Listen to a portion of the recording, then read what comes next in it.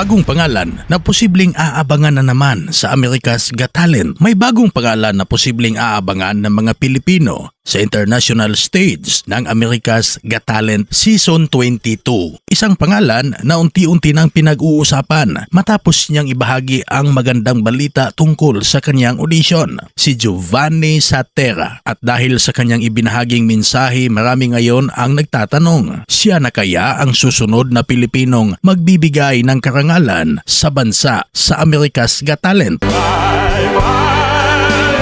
Mula sa kanyang Facebook post, ibinahagi ni Giovanni Satera ang kanyang kasiyahan matapos niyang matanggap ang confirmation na natanggap na ng America's Got Talent ang kanyang audition para sa Season 22. Isang malaking pagkakataon ito para sa isang artist na matagal nang nangangarap na maipakita ang kanyang talento sa mas malaking entablado. Bagamat wala pa ngayon ang kumplitong detalye kung ano ang magiging susunod na hakbang sa kanyang audition journey, sapat na ang balitang ito para kiligin at matuwa ang kanyang mga supporters, lalo na ang kanyang mga kababayan na walang sawang nagpapakita ng suporta at pagmamalaki sa kanyang bagong hakbang. Marami sa kanyang mga supporters ang nagpaabot ng kanilang buong suporta kay Giovanni, lalo na mula sa Kidapawan City kung saan marami ang umaasang muli nilang makikita ang isang kababayan na magpapakita ng husay at talento sa isang Pilipino sa international stage. At para sa mga hindi pa nakakakilala kay Giovanni Satera, sino nga ba siya?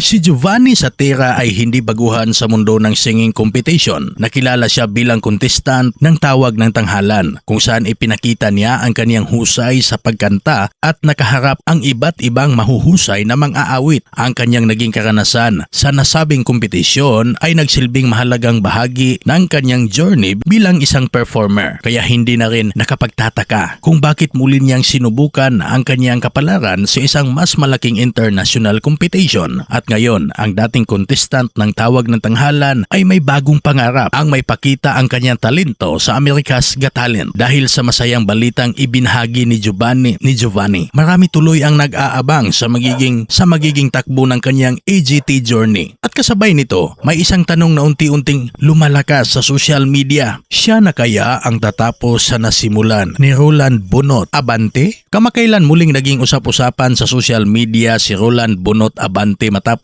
niyang sumabak sa America's Got Talent. Bagamat hindi man siya pinalad na maging champion sa nasabing kompetisyon, hindi maikakaila, nadala niya ang pangalan at karangalan ng Pilipinas sa isang malaking international stage. At higit pa roon, dala rin niya ang pagmamalaki sa kanyang pinagmulan at sa kanyang bayan sa Santander, Cebu. Ang kanyang paglalakbay ay nagsilbing inspirasyon sa maraming Pilipino. Ipinakita niya ang isang ordinaryong Pilipino ay maaaring mangarap ng malaki at subukang makipagsabayan sa mga performer mula sa iba't ibang panig ng mundo. At ngayon, may panibagong Pilipinong maaaring sumunod sa landas na iyon. Siya si Giovanni Satera. Kaya kaartikulo, sa panahon ngayon, ang pinakamaganda nating gawin ay maghintay at patuloy na suportahan ang kanyang pangarap dahil para sa isang mang-aawit, malaking bagay na ang magkaroon ng pagkakataong kumatok sa isang international stage. At kung sakaling dumating ang araw na matawagan siya para sa susunod na yugto,